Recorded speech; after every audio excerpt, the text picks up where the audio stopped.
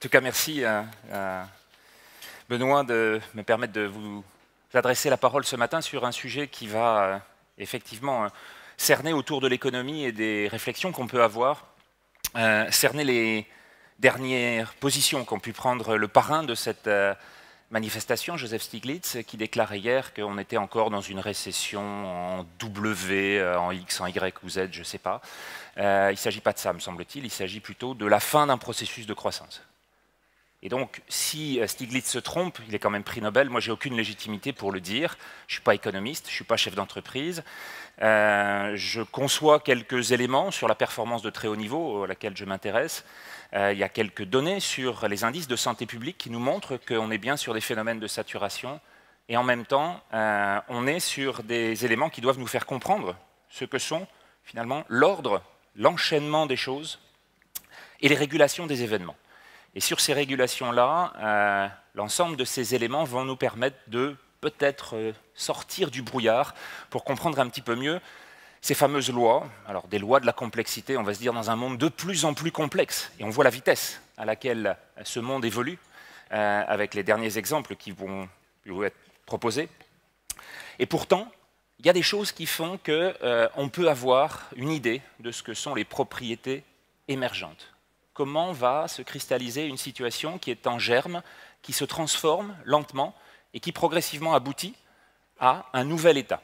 Ce nouvel état d'équilibre, on peut l'anticiper de façon collective sur ce qui va se passer pour le groupe. Et on peut donc raisonner à partir de ce moment-là toutes les activités humaines, l'économie d'abord, mais la science aussi, la recherche, le sport, la culture. Il y a bien une économie de la culture, une économie du cinéma, mais il y a aussi un cinéma de l'économie. On a vu avec le Loup de Wall Street quelles étaient les qualités qu'il fallait avoir, parfois, pas toutes fort heureusement, mais dans certains domaines, pour passer certaines étapes dans ce contexte. On peut le raisonner pour anticiper les comportements de groupe, et c'est ça qui va être important, parce que l'ensemble de ces phénomènes-là va, comme pour la plupart de ces sujets, se retrouver à tous les niveaux de façon identique, au niveau d'une société, au niveau d'une espèce, mais au niveau d'un individu, parfois au niveau d'une cellule, vous allez avoir des choix qui sont des choix d'allocation de ressources. Et même une bactérie décide à un moment donné, en fonction de son environnement, d'aller plutôt à transcrire un gène ou plutôt à refaire des protéines. Et sur ce choix-là, qui dépend bien du contexte, on va se rendre compte qu'on va avoir des grandes fonctions identiques à tous les niveaux. C'est un petit peu ce que Benoît Mandelbrot avait pu caractériser dans l'économie de ce qu'il appelait le caractère fractal. Fractalité, c'est on retrouve la même chose à tous les niveaux, à tous les étages. Et donc on va avoir ça, et on va avoir le besoin absolu de le comprendre, justement pour pouvoir anticiper sur ces évolutions, savoir dans quel sens évolue notre progression, notre chemin, en tout cas, il peut monter, il peut ne plus monter. Et à partir de là, étudier un phénomène comme la croissance, qui n'est pas un phénomène isolé, mais dont on doit comprendre à la fois les déterminants temporels, ça monte, ça descend, ça remonte, ça redescend, et puis les composantes matérielles. La technologie, on l'a vu avec le numérique, qui va être une des possibles révolutions. Mais en même temps que la technologie, on a la génétique. On est bien fait d'une patte humaine, d'une patte du vivant, d'une complexité extraordinaire, fabuleuse à étudier, mais qui va réagir en fonction de ces éléments qui la prédisposent à agir de cette façon. On doit la relier à ce que sont ces ressources énergétiques en particulier, mais on doit aussi la comprendre en fonction de ces notions de partage, essentielles ici, et qui dit partage, dit le nombre total au sein duquel on doit partager.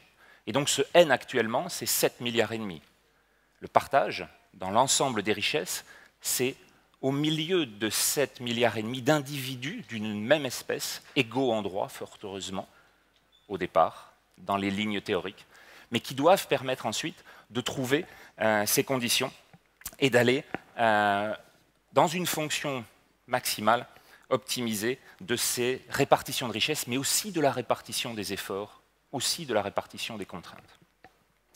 Et sur tous ces points-là, on voit que, de fait, ces phénomènes qui tendent vers une saturation, vers une asymptote, vers un plafond, c'est beaucoup plus sur l'ensemble de ce parcours dans lequel on est venu depuis la création finalement du moteur à explosion et même de la machine à vapeur, transformer la puissance d'activité humaine pour arriver à ce que nous sommes aujourd'hui. Tous les indicateurs en santé publique, les indicateurs qui soient sur les records du monde, qui soient sur l'économie, on le voit, la stagflation du Japon depuis 20 ans, celle dans laquelle arrive l'Europe actuellement, nous indiquent que potentiellement, il reste quelques rares marges de progression encore. C'est celle-là. Si on comprend l'essentiel, c'est celle-là qu'il faut aller chercher. Et si on peut aller les chercher, c'est aussi parce qu'il n'y a pas d'asthénie intellectuelle, comme le disait à nouveau Stiglitz hier. Non, il n'y a pas d'asthénie intellectuelle à comprendre la réalité de ces tendances. Il faut au contraire pouvoir les décrire sereinement, oser les regarder, oser agir quand on le peut. C'est essentiel pour éviter une figure qui va devenir de plus en plus fréquente, celle du dirigeant dépassé.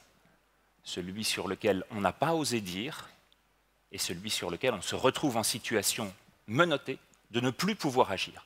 Donc il faut pouvoir le dire lorsqu'on en a conscience, lorsqu'on en a compris les effets, il faut pouvoir planifier, dire que c'est dans cette direction-là, surtout parce que si c'est dans la bonne direction, alors à ce moment-là, on se redonne quelques marges de manœuvre pour éviter l'ensemble de ces situations beaucoup plus dramatiques d'effondrement. Mais tout ça, ça va jouer sur nos systèmes de croyances, ça va jouer sur nos interprétations du monde, et la mienne n'en est qu'une parmi toutes celles que vous entendez ce matin. Elle est à remettre en question, elle est à sédimenter, comme vous l'avez entendu dans cet atelier de mindfulness qui nécessitera aussi d'en faire progressivement vos possibilités, et d'aller ensuite aux options potentielles. Alors ces options, quelles sont-elles? La première, c'est de ne plus mesurer. Et on dit finalement, tous les indices, le PIB ne sert à rien, c'est ce qu'on est en train de faire, on est en train de passer à l'IBB, l'indice de bonheur brut.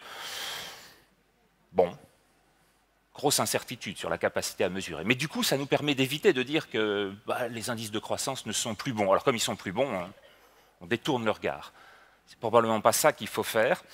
L'autre, c'est de transformer, et transformer la société, c'est aussi de changer nos capacités à accepter le monde tel qu'il est, ou tel qu'il pourrait être.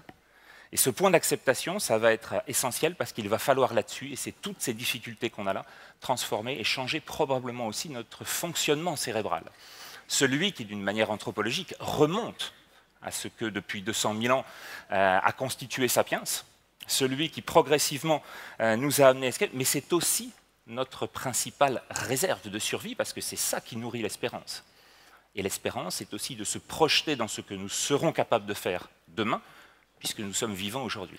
Cet aspect que Dante a signé dans son 3e chapitre de la Divine Comédie, lequel il dit « Lasciate ogni speranza voi qui entrate », vous qui entrez ici, oubliez toute espérance, c'est un point sur lequel il nous faut réenchanter l'espérance. D'accord, j'aime beaucoup, et c'est aussi en lien avec ce qui avait été dit précédemment, mais toi tu parles de Dante, mais concrètement ici, je suis assis dans la salle, je sors, comment est-ce qu'on transforme, ça veut dire quoi cette les aspects, transformation? je pense que si on a conscience de ces éléments de tendance principale au sein desquels on se trouve placé, il faut qu'on puisse comprendre ce qu'il en sera ensuite. Est-ce qu'on se maintient au minimum? Est-ce qu'on dérape? Et si on dérape et qu'on a 10 à 15 ans pour se préparer, il faut limiter ces effets-là. Et limiter en toute conscience, ça veut dire qu'il faut savoir où on place les piliers de soutènement, comment on renforce nos fondations,